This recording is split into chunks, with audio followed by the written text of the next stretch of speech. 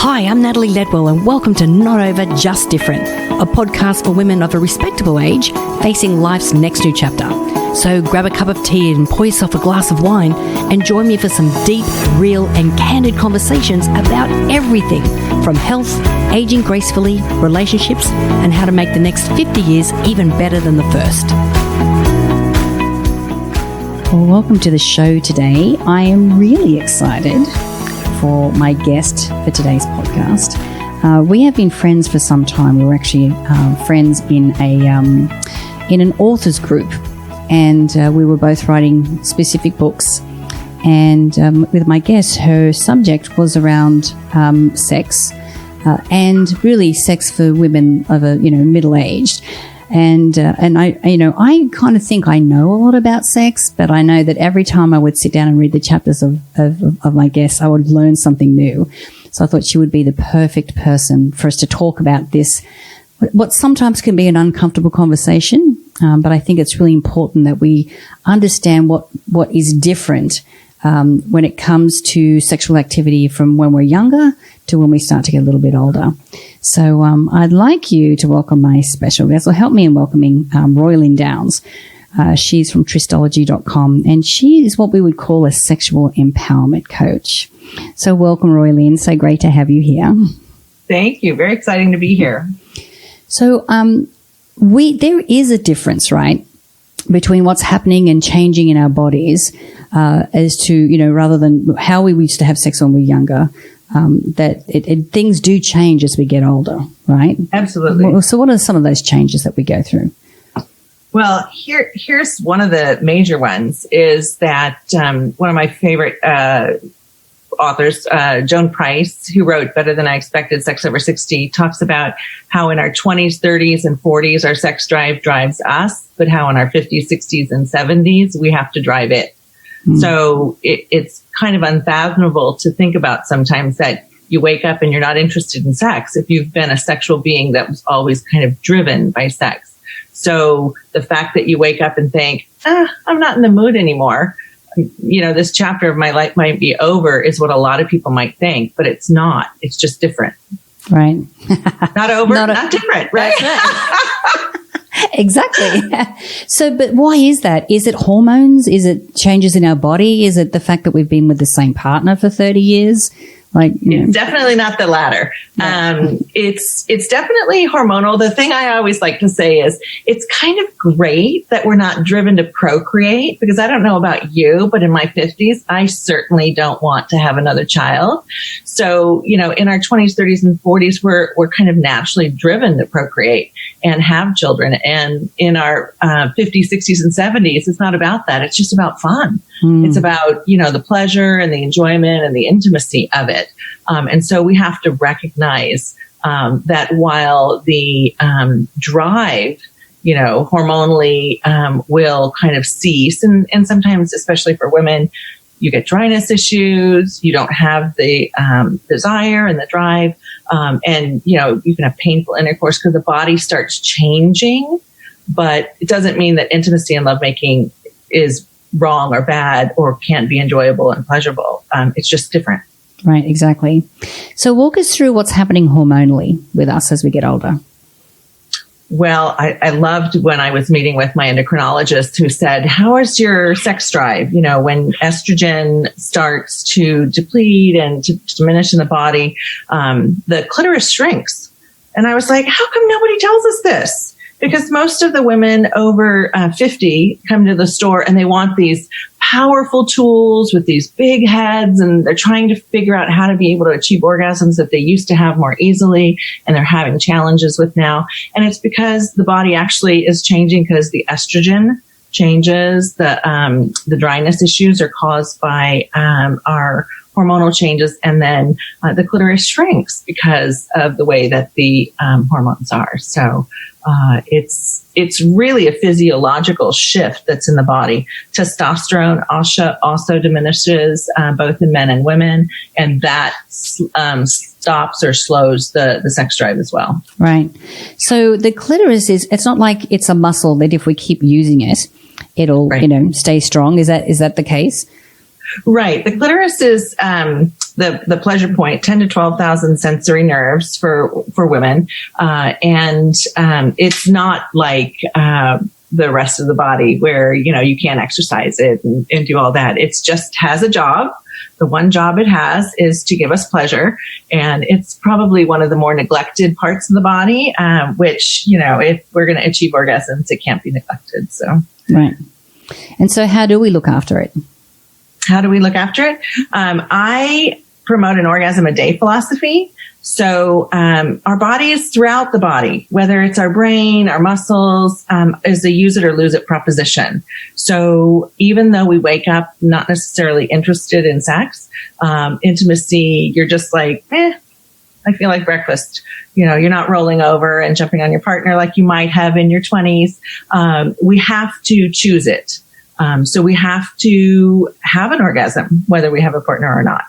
We have to get the blood flowing and the juices flowing in the body. So when you have an orgasm, fluids are released, our bodies contract, the muscles contract. I also like to recommend that people, the tissue inside the vagina, it thins with inactivity. So women who haven't made love for a while, the tissue will thin. It's kind of like our calluses on our hands, same thing inside. So I always recommend an internal, not just external, but having that internal stimulation, massaging that tissue, encouraging the clitoral stimulation for the orgasms as well, and just get the body back in action because use it or lose it, and we don't want to lose that part of our body. Absolutely.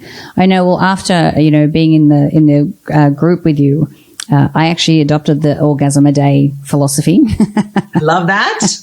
And just recently I was in a workshop where someone was saying that, that point of orgasm is also, it's such a collective of energy at the time. It's also a really good time to think about what it is that you want to create or manifest in your life and actually set an intention as you've experienced your orgasm.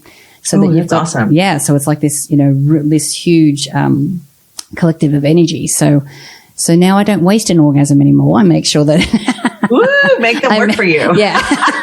I'm getting pleasure and manifesting my life at the same time. I love that about you.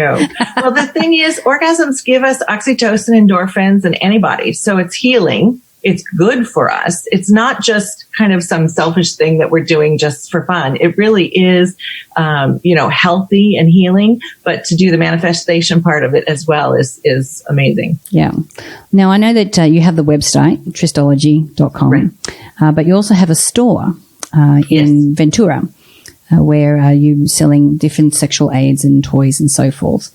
So if someone is listening to the broadcast right now and they're thinking, well, what kind of toy should I start with? Like if I haven't had any, what is the kind of things I should be looking for? How do I choose a toy that's right for me? Well, I do consultations. So just so you know as well, and I can FaceTime and help someone to choose their toy because not one toy isn't right for everybody. We have women who don't like a lot of vibration. We have women that need that power. And so the first thing to do would be to figure out whether you're a power girl, is what I call it, or whether you're okay with just a moderate sensation. We have a couple of go-tos that pretty much everybody likes. So if we're looking for just clitoral stimulation, that's the easiest way to achieve an orgasm. The Jimmy Jane Form 2 is one of our best because it has a low and a high. So that's one of the things I guess I would recommend. If you don't know whether you're a power girl, find something that has a nice range of power, one that's got a little more than you think you need, but also has a nice little low rumble. Because on any given day, our cycle of our body, we might need more power on one day, but less power on another. Our brain is our biggest sex organ. So if we have too many bills to pay or too much work or too many responsibilities and our brain isn't connected to our body in the way of sexual energy, then we can have difficulty achieving an orgasm. Right. And so do you have a daily practice, or what do you recommend women should take as a daily practice? And does this apply to men as well? Yes. It's interesting. I was having a conversation with some men over 60 last week, and I was like, you do understand that men over 50 will have issues. 80% of men will have issues with prostate. But by the time I think it's like 70% over 50 and then 80% once you get into the 70s. But if you have an orgasm a week, then that's 4 times a month minimum. Then it keeps, just like us, like women, it keeps the body moving and it keeps things healthy. And so you have less likelihood of having prostate issues if you have an orgasm a day or an orgasm a week philosophy. So how do we incorporate an orgasm a day philosophy is probably one of the more challenging things for people who think, how can I do that? Well, for me, it's like, well, if you're only having one a month, have one a week. If you're having one a week, have one every day, or try and fit it in. And introducing tools and toys like a Form 2 vibrator or a rabbit style Joule stimulator can help a woman achieve an orgasm in like 1 to 3 minutes. So men are like microwaves, women are like crock pots. I turn a woman into a microwave, which means it's a lot easier in 1 to 3 minutes to have an orgasm. So if you can get a toy that you can take into the shower, or you wake up in the morning and you have an orgasm, fit it in, choose it. The shower is the easiest way to have an orgasm. So if you have something like a Form 2, you take it into the shower, you wash your hair, you put your conditioner on. Usually we have to leave the conditioner 1 to 3 minutes, right? Right. Have an orgasm, rinse and go, and the whole world looks different. Right. So that's how I recommend it. Yeah. That takes showering to a whole other level. Right? Fantastic. It's a lot more fun. So, my next question, because, I am single at the moment, but I can imagine that if someone is, going, okay, well, I'd like to incorporate this, but I know that my partner and I won't want to have sex every single day. So how do you introduce toys into a situation like that? Like how does that conversation go where, men don't feel threatened, and women can do it in a way that it's like, it's not like you're not serving me, but this is something that I want to incorporate. Need to do. Yeah. I think it's very healthy for partners to discuss it. Toys are not meant to be threatening. They're not to be a replacement. A toy, in my opinion, is a way for a woman to help achieve an orgasm, because not always, it literally takes 20 to 40 minutes for most women to have an orgasm. We simmer, so it takes time, and not all partners are willing to put in the time during every lovemaking session. So it can help with having more intimacy with your partner. But also, if your partner goes to work at 5 a.m. and you wake up at 7, then you may not be able to have an orgasm in the morning with them, and you may not have been able to have it at night because maybe you're working later. So my goal is to help you achieve an orgasm daily, whether it's with your partner or not. So as long as there's some agreement between partners, you don't have to have an orgasm only with your partner. You can have it by yourself because you don't necessarily exercise only with your partner, right? And this is kind of a way of exercising your body and helping you with your emotional and mental well-being as well. Yeah. No, I love that. And so with the people that you work with through the website, Tristology.com, and the store, what are some of the common challenges that people are facing, do you think, when it comes to sex? Well, one of the things is that women think that they're broken because they haven't been able to achieve an orgasm during lovemaking. That's a big one. Mm-hmm. I'm broken. And it's not really the fact. The fact is that the clitoris is pretty much the major way that most women achieve an orgasm. And the clitoris, unless someone's attending to it, doesn't get hit during intercourse. So having accessories and tools that helps with hands-free clitoral stimulation, like a WeVibe Sync. It's something a woman wears during lovemaking. It hits the clitoris and the G-spot at the same time, and then both partners share in that sensation. So she can be wearing it during lovemaking and he feels the vibration, but it's hands-free. That helps for the woman to achieve an orgasm easily and effortlessly. And nobody's broken. Right. Also, by teaching women how to own their orgasm, I want every woman to own their orgasm, to understand, because in society, for the most part, we say it's the man's job or the partner's job to help you have an orgasm. And if you don't have the orgasm, it's kind of their fault. And I like to remove the fault part of it out of it. Have a woman own her orgasm, know how to achieve it, whether the partner is giving it to them or not, but to have it during the lovemaking session. And that way the lovemaking session is all about fun, enjoyment, and pleasure versus responsibility and somebody's job to achieve something. Yeah. Does that make sense? Absolutely, it does. My personal story is that when I was 21 years old, I started dating a new guy. And after our first lovemaking session, he was asking me all these questions about, what do you like and how can I pleasure you? And I was just mortified. He was speaking during sex. Right. I'm like, what? But I couldn't tell him at that age. Right. I was 21. So the next day we went in and visited a sex store at King's Cross in Sydney, and he bought a vibrator for me. He said, look, now I need you to figure out how to pleasure yourself so you can tell me how to do it. Absolutely. Yeah. So that was a gift I got at the age of 21. Absolutely. Well, Nina Hartley, who's a porn star, she wrote this fabulous book called Nina Hartley's Guide to Total Sex. And she said to think of your body as a very, very expensive car. So I say, I'm a Lamborghini. So you wouldn't give the keys to this very expensive car to someone else to drive before you did, right? There's no way if I owned a Lamborghini, you're not driving it first. I'm driving it first, right? And so that's the way we need to think of our bodies. Own it, understand it, and then share it. Yeah. Because I don't know what your experience is, but for me, I think that, Australians, we do tend to be a little bit more, free and easy. And there does seem to be a lot of programming around sex here in the US, right, in my experience.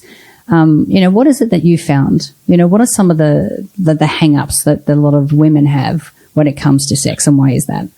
Well, the challenge is we got so many different factors that factor into that. You got culture that factors into that, religion factors into that, familial pressures, and our society as a whole. So you've got, we've all got messages coming at us. I was raised in the 70s, late 60s. I was born in the 60s and 70s. And so my mother said to me, if you're still a virgin when you get married, you can have a white dress. And by that point, when she told me, it was too late. It was like, so the guilt, oh shit, now I can't wear a white dress. Now I have to wear black. I'm going to have to be in black. See, that's where I've been wearing black ever since. So whether it's a religious thing where you can't touch yourself or you'll go blind. I have people in their 20s that come in and say, oh, I can't masturbate and touch myself because my mom told me if I touch myself, then something bad will happen to me. So I can only use a vibrator. And so there's a lot of stigmas that we carry into our 20s, 30s, 40s, 50s because of what our family has said to us, what our church has said to us, what our culture has said to us. It's not okay to love that person, but you can love this person. I think there's a lot of that goes on. And so for me, it's about giving yourself permission to own your sexuality, to understand what's right for you, and to choose it. And so you have to kind of overcome some of those obstacles to be able to really be comfortable with your sexuality. Yeah, I agree. And is there any age limit that you see that you go, okay, well, once you get to this age, you can pretty much say goodbye to sexual pleasure? So here's the funny thing. My grandmother lived to 101. And she wrote a book called Shut Up and Live, You Know How. And in it, she had this chapter on, I'll praise the orgasm, for without it, we wouldn't be here. She had a partner all the way until he passed away at 96, and she was 100. And so if people tell me, oh, I'm 60 or I'm 70 and that chapter of my life is over, I call bullshit on it, because the thing is that it doesn't have to be. He didn't need to use Viagra. Everything kind of happened naturally. They were still able to have pleasure. And I had a client who called me in his 90s, and he said this part of his body wasn't working and that part of her body wasn't working. And yet they still enjoyed pleasure. It's just different. Right. You can't pretend that you're 22 when you're 79 and maybe you have erection issues, or maybe you have, a mastectomy. And so, where I used to get pleasure through my breasts, I don't. I get pleasure now through my skin or through my clitoris, or, you find different ways to love and enjoy pleasure and intimacy, but you can have it all the way till you're 100. Yeah. Or more. Yeah. And it sounds like for us to be able to get to that level of pleasure, especially with our partners, we have to be able to have that conversation. We need to be able to communicate, in an empowered way. I think that with my marriage, which ended 6 years ago, towards the end, we just stopped having sex, which was part of the reason that we're not together anymore. But it was just such a weird thing to go to ask for it. Then kind of felt like, I don't want to get rejected. Right. And then you just go through years of not having sex. I'm just like, do you have any advice for someone who may be in that situation? Because I would never talk about it with my girlfriends. I'm like, I don't want them to know this. But it was a real challenge, obviously. Yeah, and I think that it is a challenge when the communication goes, but I think it is important to have the conversation. One thing I wanted to share with you is that when I first opened the store almost 10 years ago, I had this senior sex conversation because I thought I wanted to change societal views of postmenopausal women as non-sexual beings, because I think that that's one of the pressures is that, you're perimenopausal, you're postmenopausal, that means you're non-sexual anymore. And that's really bullshit. But we had these little circles where the women were asked questions and the men were asked questions, and the women modeled the answers so that the men could understand it. But we were all asked about how I participated, even though I was 47 and they were in their 70s and 60s. But every woman said that they had difficulty sharing with their partner in the moment what they enjoyed, but they were able to have the conversation after the sexual intercourse in a different kind of environment. But we all kind of lose our voice like you did, even in your 20s. Every single one of us as women lost our voices and couldn't share what we enjoyed. So I think it is important that I know people don't like the 50 Shades of Grey book. Did you guys read it all in Australia 4 or 5 years ago? I haven't read it, to be honest with you. But so the thing I like about 50 Shades is that it talks about having this conversation. There's this chapter 11 in 50 Shades that has this litany of things that you can agree to or not agree to. So I agree to anal plugs, but I don't, or I agree to a vibrator, but maybe I don't want anal plugs. I don't mind spanking, but I don't want it with a hand only, or a blindfold, or a feather tickler. These are the things I'll agree to. So something like that. I think when my book comes out, we're going to be having that sheet where you can just open it up and say, hey, what are the things you're willing to talk about? And I've had couples who took these sheets and walked into, filled them out separately, came back together, and both of them had agreed on exactly the same thing. So to know that you and your partner are on the same page. But I think things like that can help facilitate the conversation, because sometimes we don't even know what we should or shouldn't be discussing. You know what I mean? Exactly. It's not just about sex. It might be about, do you want to try bondage? Do you want to try spanking? Do you want to do role playing? Do you like fantasy play? So erotic storytelling, you can find different things out about your partner by using things like chapter 11 in the 50 Shades of Grey book. So you bring up a very important point. So let's say that, a couple have this conversation, and then one of the people says, look, I would like to try BDSM. How do you approach that without judgment? Like, you go, okay, wait a second, I think the BDSM is wrong and bad, and have you ever dealt with people that have gone through that?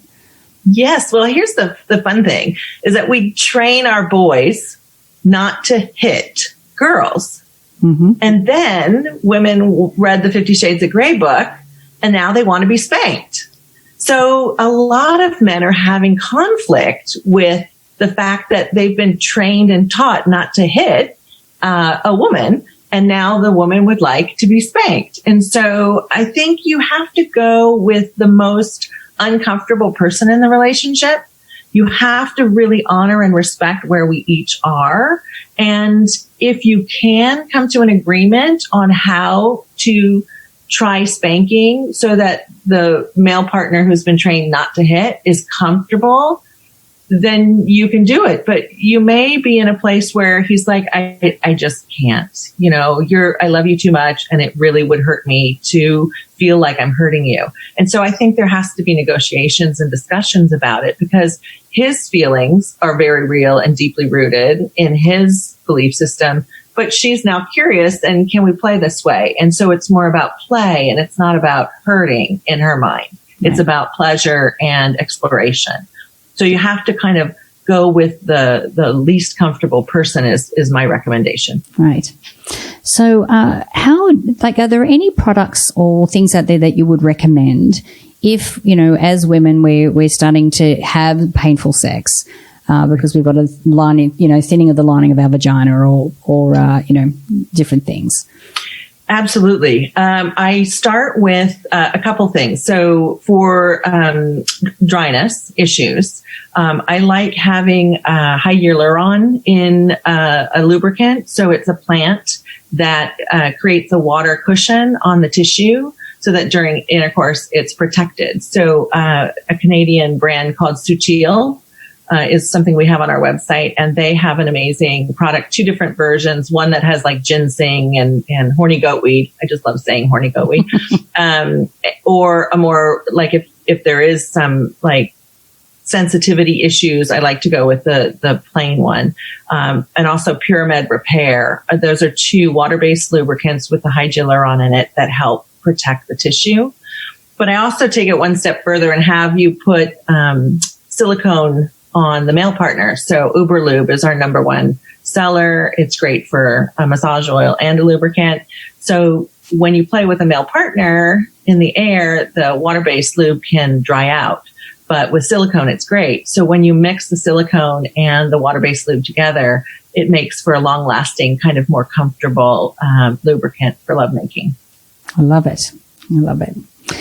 So I know that you, from reading some of the chapters in the upcoming book, that you actually have been working, one-on-one with people.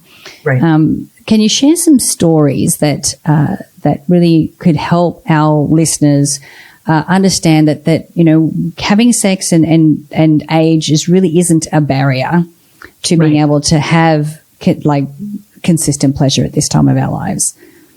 Right.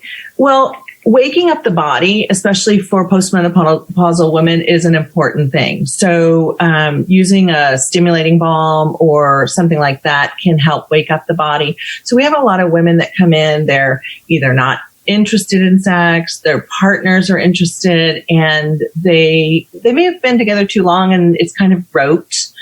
So by introducing a massage oil candle with a vibrating tool, you can create foreplay, touch, intimacy, and bring back and wake up the relationship, which I think is very important. But also kind of giving the orgasm a day philosophy. If you haven't had intercourse for months, years, and you're finding your way back, creating that intimacy is one thing, but also waking up the body and saying, I'm choosing to have sex with you today. Let's do this. I have to tell you, sometimes I wake up in the morning and I'm not in the mood, right? Because I'm 55. My husband's 55 as well. And I've gone through menopause, and I roll over and I look at him and I say, I know you're not in the mood, because he's not sometimes. I'm not in it either. But we're going to do this because it's good for us and because we like it. And then I'll introduce the lubricant and the vibrator. I'll be able to have an orgasm or get myself woken up, and then we can make love, and we always enjoy it and we always have fun. But given to our natural tendencies, the 2 of us could have just gotten up and gone to work. Instead of stopping for a minute, choosing to make this part of our day and ensuring that we have our orgasm, which helps to create that intimacy that we need to kind of keep ourselves, connected and going. Yeah.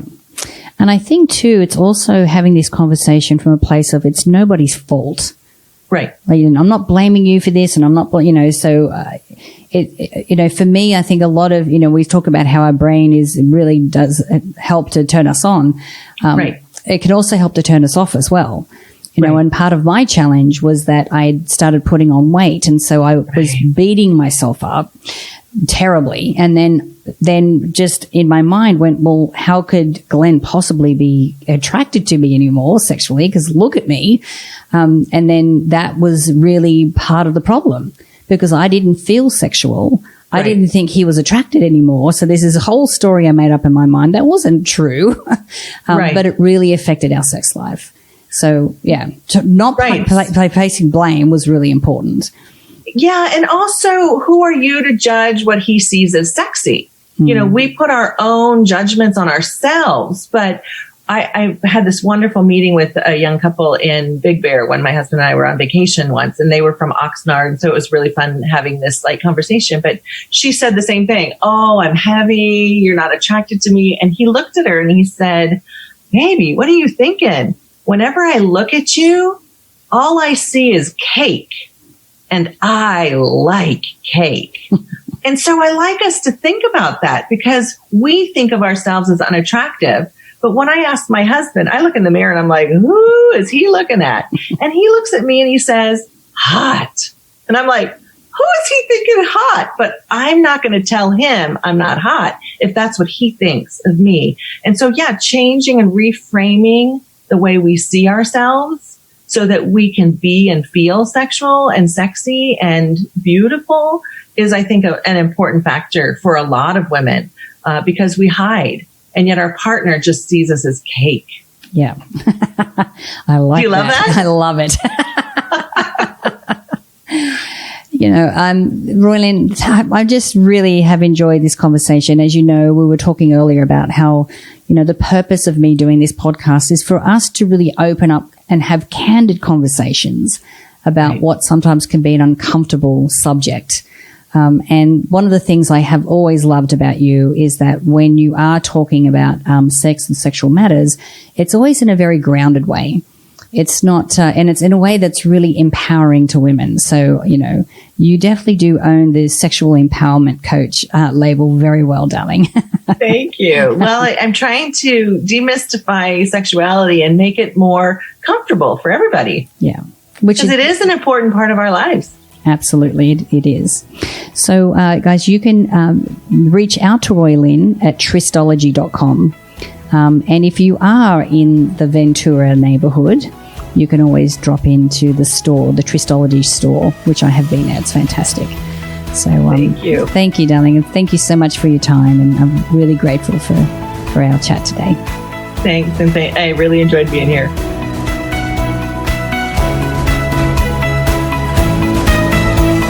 Thanks for joining us today. Now, if you enjoyed this episode and haven't yet subscribed to our podcast, please go ahead and do so on iTunes or Spotify, or go to mindmovies.com/podcast so you don't miss an episode. Now remember, new episodes are released every Monday morning. And this podcast is also brand new, and we'd love to spread the word. So after you've subscribed, be a great girlfriend and pass it on to a friend who will enjoy this too. Until next time, remember, it's not over, just different.